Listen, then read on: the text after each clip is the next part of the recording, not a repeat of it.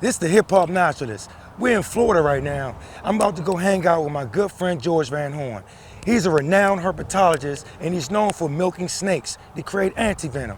So come hang out with me, the Hip Hop Naturalist, as we take this journey.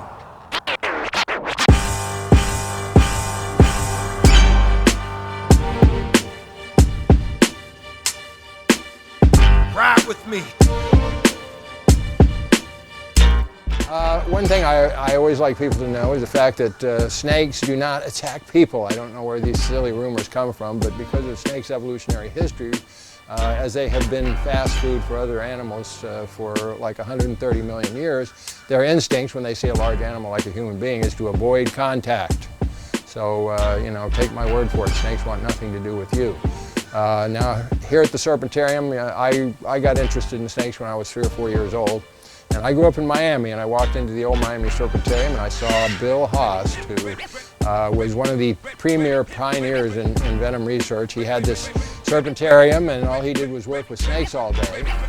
And I found out about the science, and I didn't know about the venom at the time, but I found out about the venom, and I just was hooked. And you know, for the rest of my life, my prime protocol interest and everything in my life has been aimed at trying to make a living with snakes. And fortunately, I'm one of these lucky people that got their dream that they had when they were 6 years old of you know, having the serpentarium that I dreamed of having.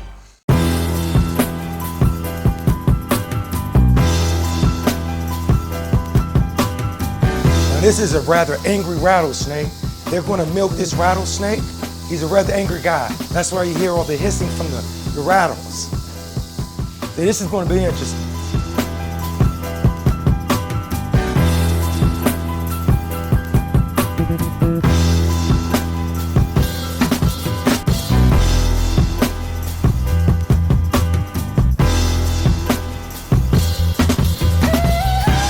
That was awesome. It's the Hip Hop Naturalist. You don't see it any better than that. But it saved our lives. This is very important work. Starting out, I had a rattlesnake bite. It was a day we had 800 rattlesnakes in here. We were working on a big venom project.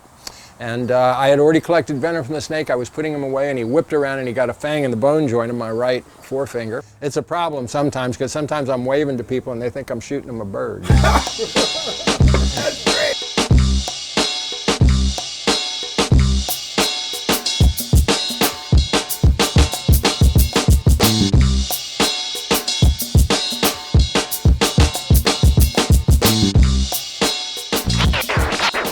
So what inspired you to open this place? Well, it was my dream. It was my childhood dream. I worked at the Miami Serpentarium when I was in college, and after I graduated, I saw that I was not going to be able to take over the Miami Serpentarium. So I started looking for land, and I came up here, and I managed to get this little piece of land from an old dairy farmer who had gone into the real estate business. He sold me the corner of his dairy farm, and little by little, I'm, you know, putting together a serpentarium. So like me, when I was little, I used to go in the woods where I grew up in Washington and Southeast. It's not a bad neighborhood, it's not great, but I had a lot of buddies who would do wrong things. And what kept me off the streets, I would go to the zoo, I would catch snakes, crayfish, frogs, and I had a love of animals since I was little, and that's what drew me to your place.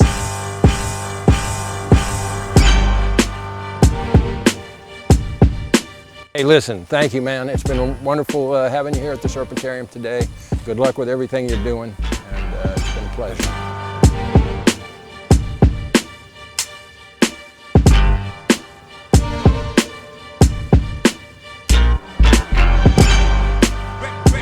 Ride with me.